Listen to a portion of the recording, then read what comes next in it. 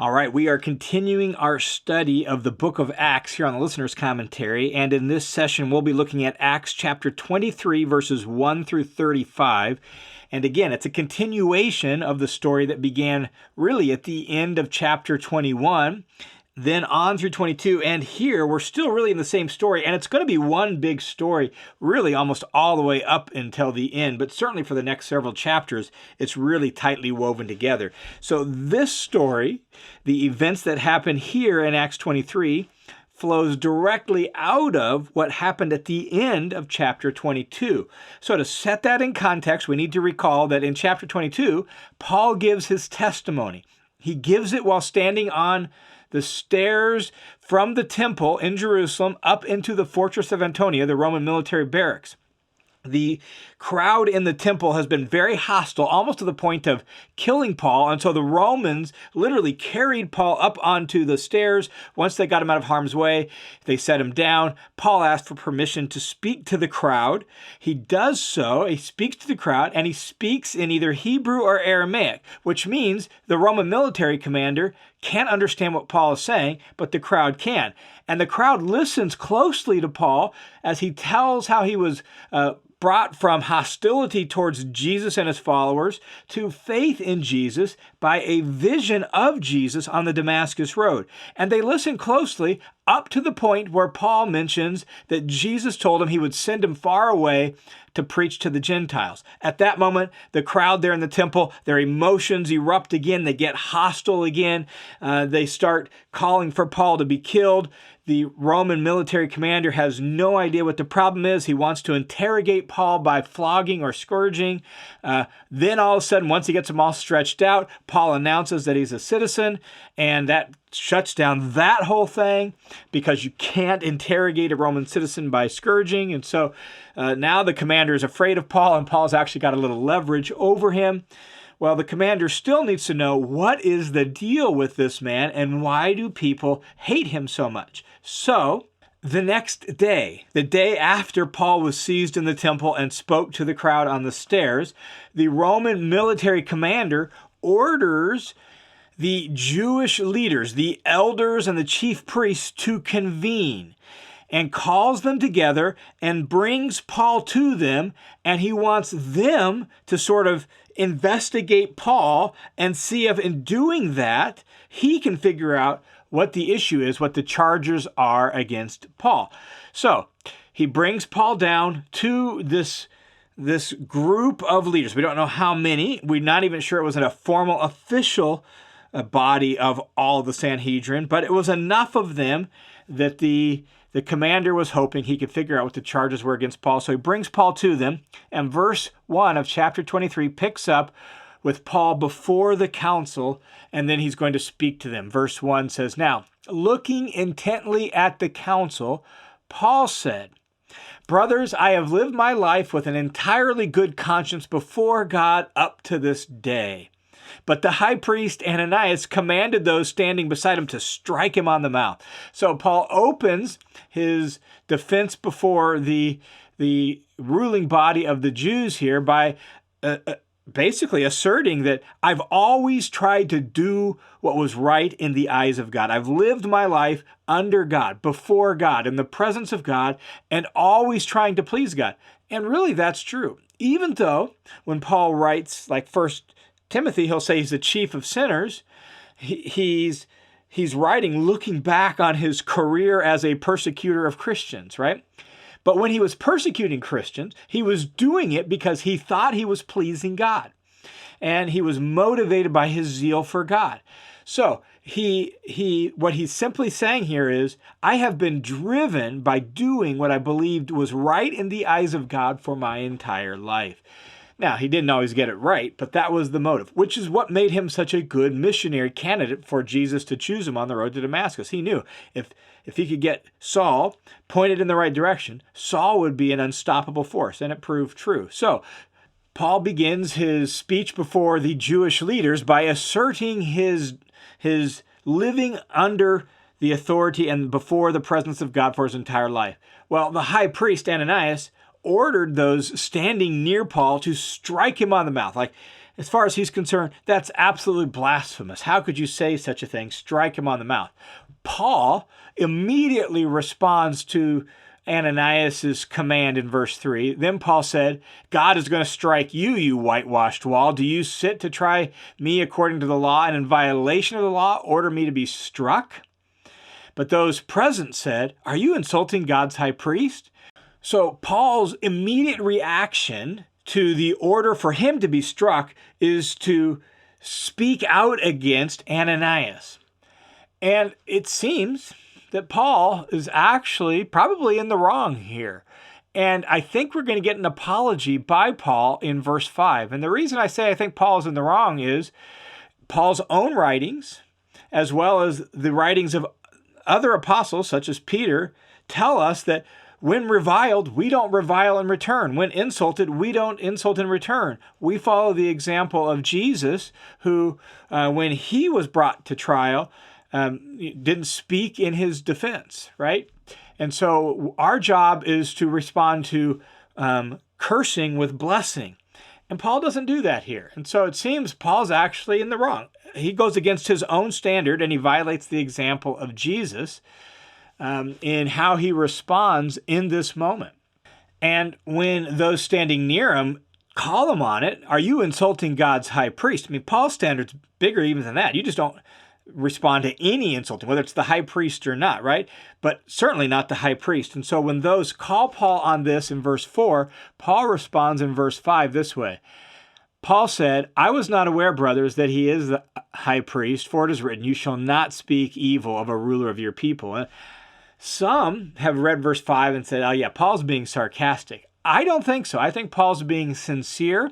Certainly his response of brothers, and then his quoting of Old Testament scripture that would call Paul to account. I think this is Paul's way of offering apology. I was in the wrong. I violated what was right. I shouldn't have done that. And I think Paul is offering an apology here in verse 5. Now, how is it that Paul would not know he is the high priest? Well, there's a variety of reasons for that, potential reasons. We're not totally sure all that's going on. One is, since this was not like a formal official assembly of the council, it's possible that the high priest wasn't wearing his official priestly clothes, right? Like the commander gets up in the morning, orders the Jewish chief priest to get together because he wants to figure out what's going on with Paul. So this is a assembly called by a Roman military officer in Jerusalem. So he may not even be wearing his high priestly robes. Possible. Second, there's been just massive turnover in the high priesthood, and Paul hasn't been in Jerusalem a whole lot. And so Paul just may not know exactly who the high priest is. And sometimes people would be high priest for a while, then they'd be deposed, but they still had influence. In fact, from the year 37 to the year 70, there were 28 different high priests. And Paul left Jerusalem in the year 37, and he's only been back once in between then and now. And so he could be very confused about who the high priesthood is. And Ananias, during that time period, he actually was one of the ones that ruled as high priest the longest. He actually ruled as high priest from about 48 to 58 or 59. And he was then replaced as high priest by Ishmael ben Fabai in 58 or 59. And that's right where we're at. So there's just a lot of ambiguity here as to who the high priest is. And by the way, Ananias wasn't like, a model citizen. He wasn't like a model priesthood. He reigned as high priest, as I said, from 48 to 58-ish for about a decade. And he actually was a fairly brutal, scheming man known for greed and use of violence. He was actually hated by the Jewish nationalists because he was so pro-Roman. Josephus actually describes Ananias as confiscating tithes given to the ordinary priests and gave lavish bribes to the Romans to maintain his power and authority. He was so hated by Jewish nationalists that during the war with Rome, Jews burned his home to the ground.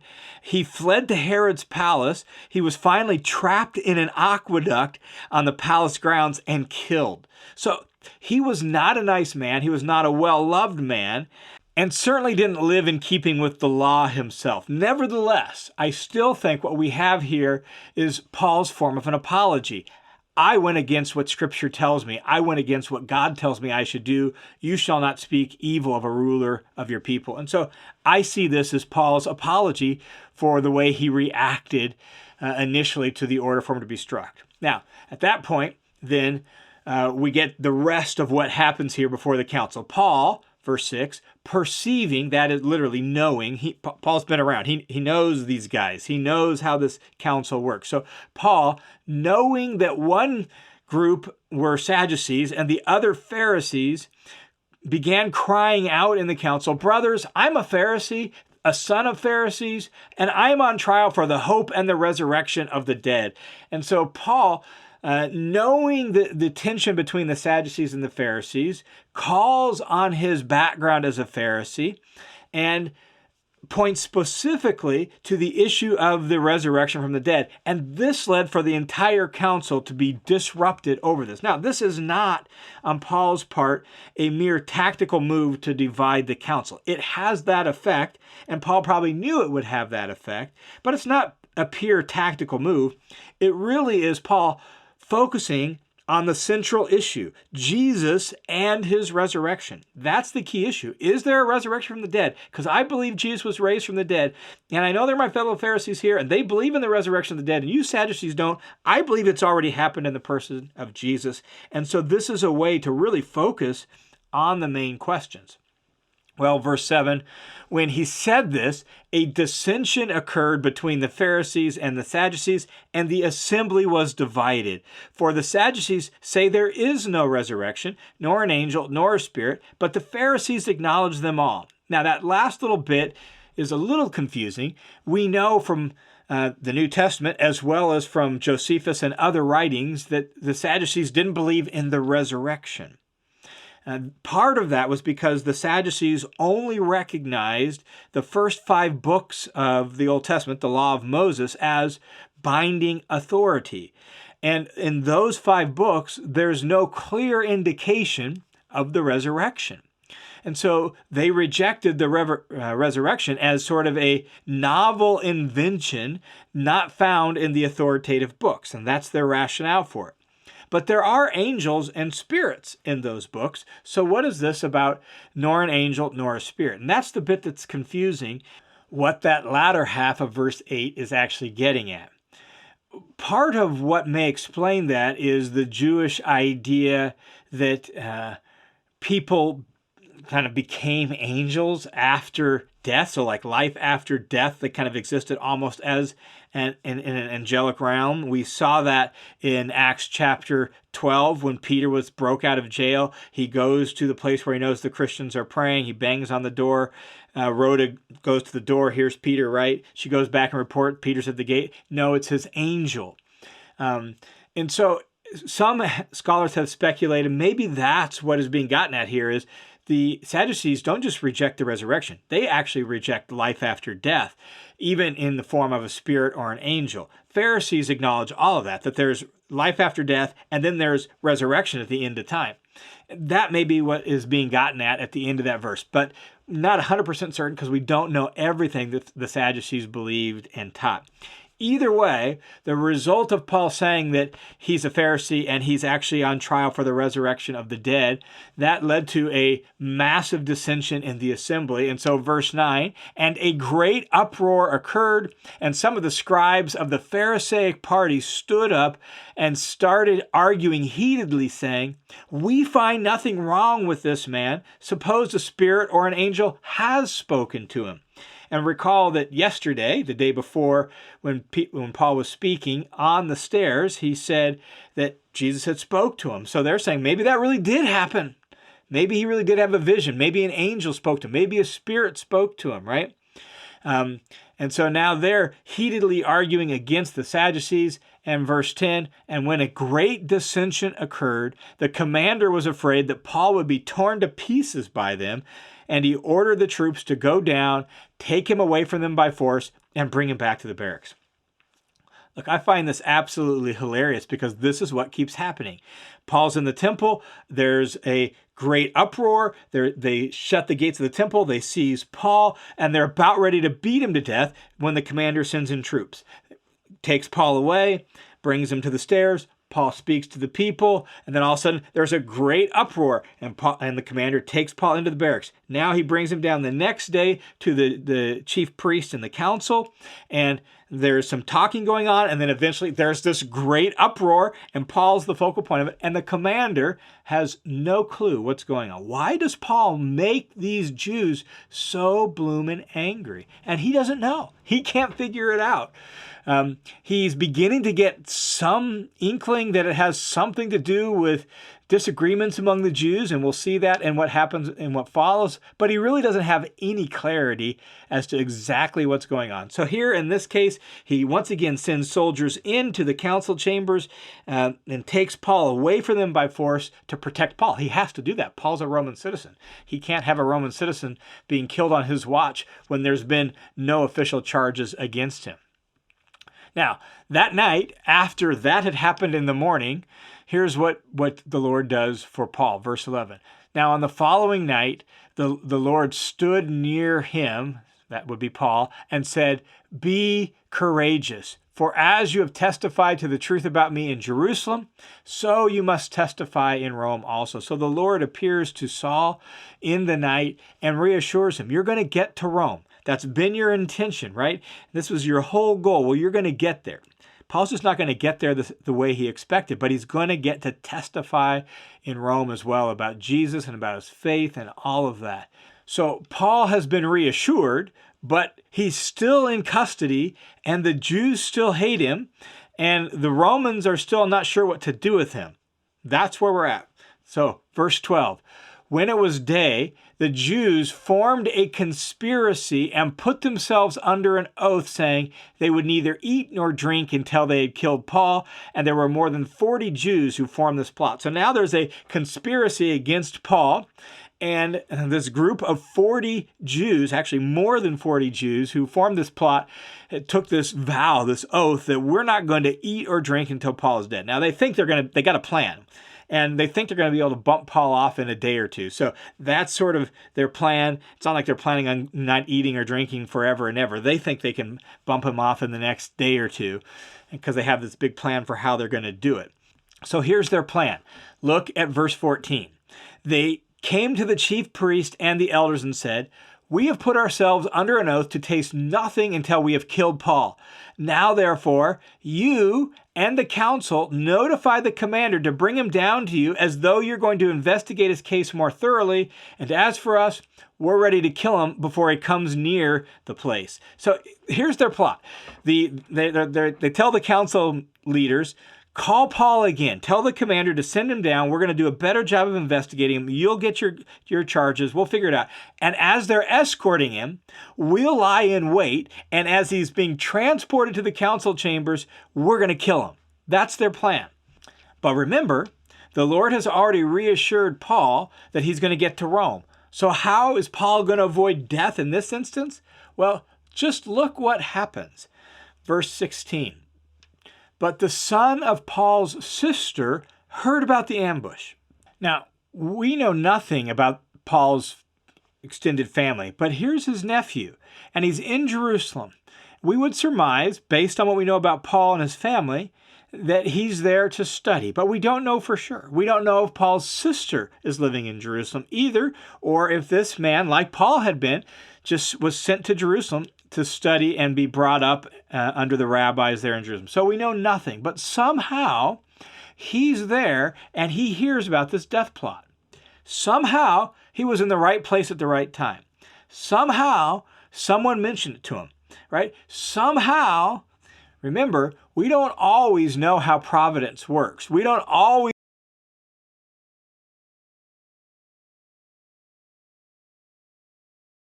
Jesus has reassured Paul he's going to testify in Rome.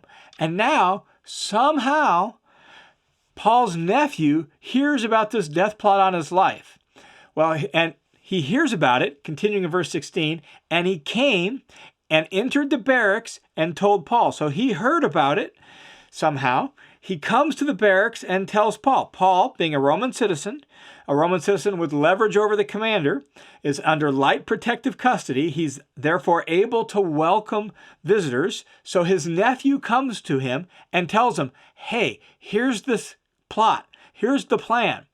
Paul hears that, takes it to heart. Verse 17, Paul called one of the centurions to himself who's guarding him and said, take this young man to the commander, for he has something to report to him. He doesn't want to tell him what. He wants to keep it on the down low because he doesn't know who he can trust.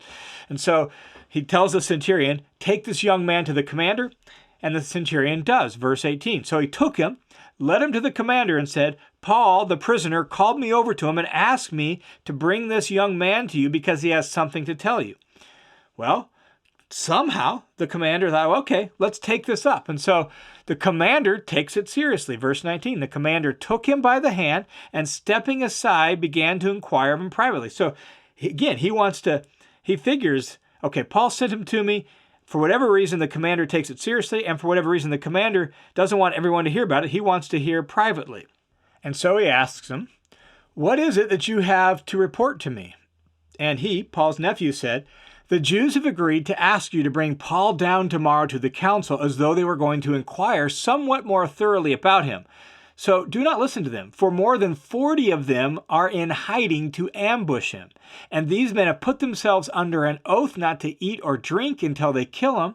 And now they are ready and waiting for assurance from you. And so the nephew reports to the commander exactly what the plot is, and the commander takes that plot seriously. Verse 22, then the commander let the young man go, instructing him, tell no one that you have notified me of these things. In other words, let's keep this quiet. We got to keep this on the down low because he believes the Jews are capable of doing this. He knows how the Jews operate. He's seen the hostility towards Paul, and he takes this very seriously. And so here's what the commander decides to do. He decides, okay, we got to get Paul out of Jerusalem. I don't even totally know what's going on, but I got to get him out of the city because of the hostility, and he's a Roman citizen. So he's going to transfer him to Caesarea, verse 23. And he called to him 2 of the centurions and said, get 200 soldiers. In other words, each of their centuries. They're a centurion. They're over 100 soldiers each. So get 200 soldiers ready by the 3rd hour of the night. Probably, we're talking depending on which timing system we're using, but probably 9 at night, but we're not totally sure. So by the 3rd hour of the night, to proceed to Caesarea with 70 horsemen and 200 spearmen. And we're not actually clear what these 200 spearmen are. It's 200 something. And the reason it's unclear is because the word translated spearmen is never used in extant Greek literature or elsewhere in the New Testament until like 500 years after this point in time. So we don't really know what it's referring to. As best as we can say is a Greek term translating some Latin term for some form of military something or other, right? Like we don't fully know exactly what it's referring to. The reason it's translated spearmen is because this particular word begins with the word for of the right hand. And spears in the Roman military were usually used in the right hand. So were bows. So it may be bowmen. It may be spearmen. Some have speculated it just means led horses. We're not totally sure exactly what we're referring to. So we don't know exactly if there's 200 spearmen or not. So best we know there's 200 soldiers, 70 horsemen, and 200 maybe spearmen or bowmen, maybe extra horses, not totally sure. But there's a good group of military professionals that are going to escort Paul out of Jerusalem. Not only that, verse 24, they're also to provide mounts to put Paul on and to bring him safely to Felix the governor. So they're going to get Paul out of Jerusalem and to try to get him to Caesarea to Felix, who's in charge of the entire province, Felix the governor. And the commander is going to write a letter of introduction explaining the situation and why he's sending this Jewish prisoner who's a Roman citizen to Felix. And so he writes a letter. Verse 25, he wrote a letter with the following content. And this is where we get his name. Claudius Lysias, to the most excellent governor Felix, greetings. This is standard for how letters work. When you read the New Testament letters, right, you see a similar format. Sender, recipient, greetings. And so we get the opening to the letter, and then he's going to write out what happened and who Paul is and why he's sending to him. As I read the letter, listen closely for maybe some slight modifications into the way things actually went down in Jerusalem, because Claudius Lysias wants to protect himself and make himself look good. So listen to the letter, verse 27. When this man was seized by the Jews and was about to be killed by them, I came up to them with troops and rescued him after learning that he was a Roman. And wanting to ascertain the basis for the charges that they were bringing against him, I brought him down to their council. And I found that he was being accused regarding questions in their law, but was not charged with anything deserving death or imprisonment. When I was informed that there would be a plot against the man, I sent him to you at once, also instructing his accusers to bring charges against him before you. So Claudius Lysias sends Paul to him and sends this letter to introduce Paul and his case to Felix, the governor. And notice the modifications, the changes that he's made in the situation. Notice, I rescued him when I learned that he was a Roman. Well, that's not quite right. Notice what he leaves out, that I didn't learn he was a Roman until I nearly actually broke the law, and I actually had him strapped up and was about ready to scourge him. He leaves that whole bit out, makes it sound like he found out he was a Roman before he actually sent troops into the temple to rescue him. He does indicate that he's managed to figure out that the situation with him has more to do with Jewish law than Roman law, and thus Lysias actually implies that Paul's custody should be honorable and without chains because he's a Roman citizen who really has done nothing wrong against Roman law. And the reason he had to send him to him was because of a death plot on his life.